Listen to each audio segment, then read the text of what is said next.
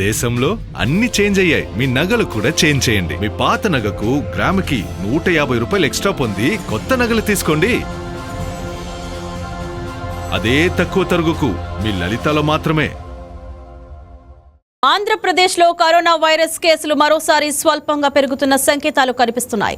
తాజాగా నెల్లూరు, ఎన్టీఆర్ జిల్లాలో 2 చిన్నారులకు కోవిడ్-19 పాజిటివ్గా నిర్ధారణ కావడం ఆరోగ్య శాఖను అప్రమత్తం చేసింది. ఇద్దరూ ఇప్పటికే ఇతర ఆరోగ్య సమస్యలతో చికిత్స పొందుతున్న సమయంలో వైరస్ సోకినట్లు వైద్యులు తెలిపారు. రాష్ట్రంలో ప్రస్తుతం కేసుల వ్యాప్తి తీవ్రంగా లేకపోయినా ప్రజలు నిర్లక్ష్యం చేయకుండా జాగ్రత్తలు పాటించాలని ఆరోగ్య శాఖ సూచిస్తోంది. నెల్లూరు జిల్లా వెంకటాచలం మండలం నిడిగుంటపాలెంకు చెందిన 3 ఏళ్ల బాలుడు క్యాన్సర్ చికిత్స నిమిత్తం పుదుచ్చేరిలో ఉండగా అతనికి కరోనా సోకినట్లు వైద్యులు ధృవీకరించారు. కాగా బాలుడి కుటుంబ సభ్యులకు, సమీప బంధువులకు నిర్వహించిన పరీక్షల్లో నెగిటివ్ అని తేలింది.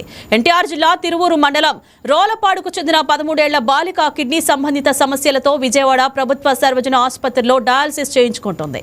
జ్వరం, ఇతర లక్షణాలు కనిపించడంతో వైద్యులు పరీక్షలు నిర్వహించగా ఆమెకు కోవిడ్ పాజిటివ్ గా తేలింది. రాష్ట్ర వ్యాప్తంగా జూన్ 26 నుంచి జూలై 16 మధ్య కాలంలో మొత్తం 12 కోవిడ్ కేసులు, 4 మరణాలు నమోదయ్యాయి. కడప జిల్లాలో అత్యధికంగా 8 కేసులు నమోదు కాగా గుంటూరులో 2, విశాఖపట్నం, కాకినాడ జిల్లాలో ఒక్కొక్కటి చొప్పున కేసులు వెలుగు చూశాయి. మరణించిన వారంతా రక్తపోటు, మధుమేహం, కిడ్నీ వ్యాధుల వంటి ఇతర ఆరోగ్య సమస్యలతో బాధపడుతున్న వారేనని అధికారులు వెల్లడించారు. ప్రస్తుతానికి కేసుల వ్యాప్తి తీవ్రంగా లేనందున ఆందోళన చెందాల్సిన అవసరం లేదని, అయితే ప్రజలు అప్రమత్తంగా ఉండాలని ఆరోగ్య శాఖ సూచించింది.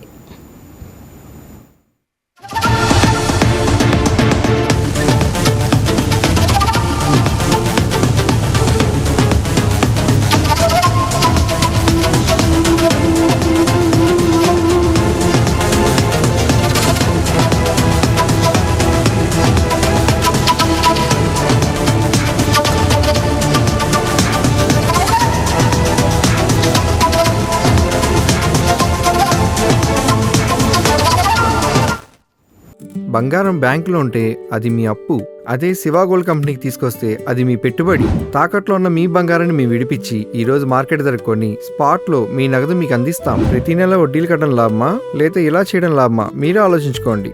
శివ గోల్డ్ కంపెనీ, అప్పులేని ఆనందకరమైన రేపటికి సరికొత్త మార్గం. జస్ట్ ఒక కాల్ చేయండి. తాకట్లో ఉన్న మీ బంగారాన్ని విడిపించి ఈ రోజు మార్కెట్ రేట్కే కొనబడును.